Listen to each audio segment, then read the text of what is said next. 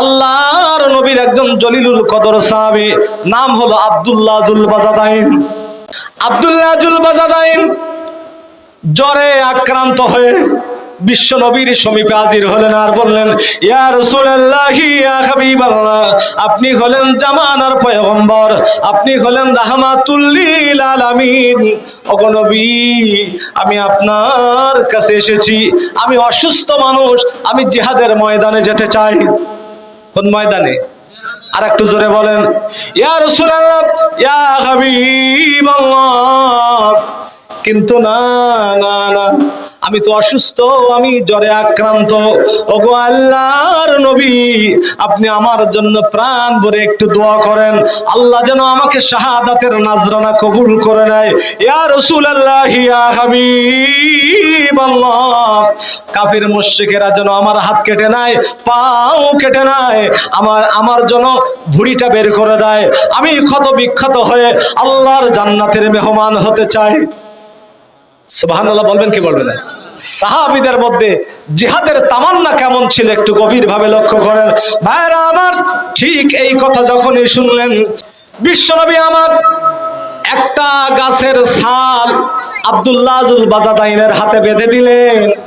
দেওয়ার পরে আমুদ্দু ইয়াদাইহি ইলা সামাই, দুইটা হাত আরশে আজিমের দিকে তুললেন আর আল্লাহর কাছে দোয়া করলেন, ওগো রব্বুস সামাওয়াতি ওয়া রব্বুল আরশিল কারীম। ওগো আল্লাহ, আবার আব্দুল্লাহ জুল বাজাদাইন তার জিহাদের তামান্না, জিহাদের স্পিরিট এত বেশি যে আমি রাসূলুল্লাহ আমার কাছে এসে শাহাদাতের জন্য দোয়া চাই, আল্লাহ আমি আব্দুল্লাহ জুল বাজাদাইনের রক্তকে কাফিরদের জন্য হারাম করে দিলাম। সুবহানাল্লাহ বলে। শুধু তাই নয়, বিশ্ব মানবতার নবী রাহমাতুল লিল আলামিন আল্লাহর কাছে দোয়া করলেন, ওগো আল্লাহ, আমি আপনার কাছে আকুল আবেদন জানাই, আমার আব্দুল্লাহ জুল বাজাদাইনের রক্ত আল্লাহ আপনি কুদরতি ভাবে কাফিরদের জন্য হারাম করে দিয়ে দেন। আমার নবীজির দোয়া করতে যদিও দেরি হয়েছে, দোয়া কবুল হতে 1 সেকেন্ড দেরি হয় নাই। জোরে বলুন সুবহানাল্লাহ। রাসূলুল্লাহ দোয়া কমপ্লিট করলেন। আব্দুল্লাহ জুল বাজাদাইন বললেন, ওগো আল্লাহর নবী, আমি চেয়েছিলাম শাহাদাত বরণ করতে, কিন্তু আপনি আমার জন্য উল্টা দোয়া কেন করলেন? আল্লাহর নবী বলেন, ওগো আব্দুল্লাহ জুল বাজাদাইন, আমি তোমার মধ্যে যে জিহাদের স্পিরিট দেখেছি, জিহাদের তামান্না দেখেছি, শোনো শোনো শোনো, মান সাআলাল্লাহু শাহাদাতা বিসিদকি, কোন ব্যক্তি যদি জিহাদের তামান্না মনের মধ্যে লালন করে আর এমতো অবস্থায় যদি জ্বরে আক্রান্ত হয়েও মারা যায়, আমি আখিরি জামানার পয়গম্বর বিশ্বনবী আমার বলছি, মানাজিলাশ শুহাদা, আল্লাহ তাআলা তাকে শাহাদাতের সর্বোচ্চ মর্যাদা দান করবেন, এতে কোনো সন্দেহ নাই। জিহাদ করা লাগবে না, যদি জিহাদের টেন্ডেন্সি, জিহাদের তামান্না আপনি অন্তরের মধ্যে লালন করেন, আল্লাহর নবী বলছেন যে ওয়াইন মাতা আলা ফিরাশিহি, এমতো অবস্থায় যদি লোকটার মৃত্যু হয়ে যায় বিছানায়, তারপরেও আল্লাহ তাআলা তাকে শাহাদাতের মর্যাদা দান করবেন, এতে কোনো সন্দেহ নাই। সম্মানিত ভাইরা আমার, আমি আপনাদেরকে বলতে চাই, আবু সাইদ মুগ্ধ চলে গেছে, যুদ্ধ কি শেষ হয়েছে? আরো জোরে বলেন, আবু সাইদ মুগ্ধ শেষ হয়নি, এখনো যুদ্ধ। সুতরাং সংগ্রাম কিন্তু এখনো সামনে, কারণ সেমিফাইনাল কেবলমাত্র হয়েছে, ফাইনাল খেলা বাকি। বিশ্বনবী আমার বলেন, ফামান জাহাদাহুম বিয়াদি ফাহুয়া মুমিন, যখন কোনো অন্যায় হবে, যখন কোনো অত্যাচার হবে, ওই জুলুমের বিরুদ্ধে যদি তোমার হাত থাকে, হাত হলো 2 প্রকার। জোরে বলেন কয় প্রকার?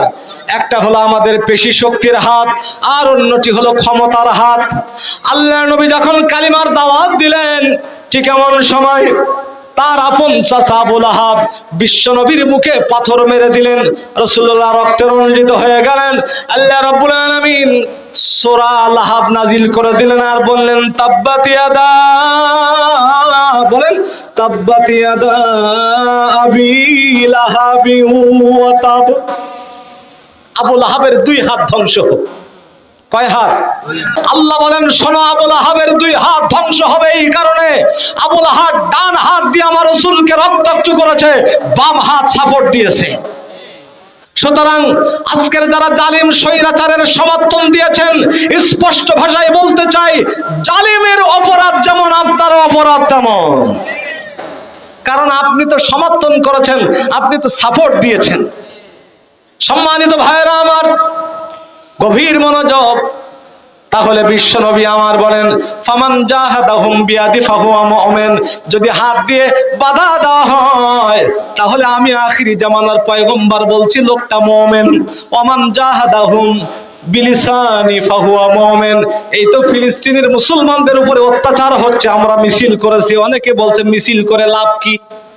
মিছিল করে লাভ কি? রাসূল বলছেন যে ওমান জাহাদাহুম বিলিসানি ফাহুয়া মুমিন, তুমি যে অন্যায়ের বিরুদ্ধে একটা প্রতিবাদ করেছো, একটা মিছিলে স্লোগান দিয়েছো, তুমিও কিন্তু মুমিন।